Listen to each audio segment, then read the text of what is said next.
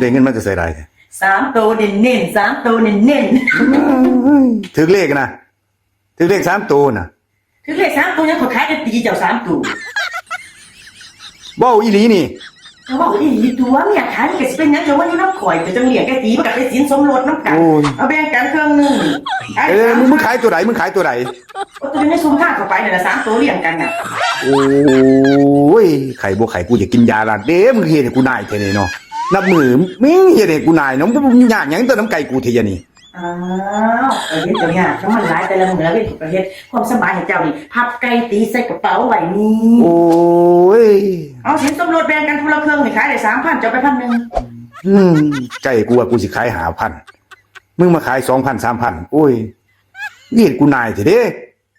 มึงหนีได้ค่ะสิหนีไกลๆแข้งกูนี่ คือตัวทุน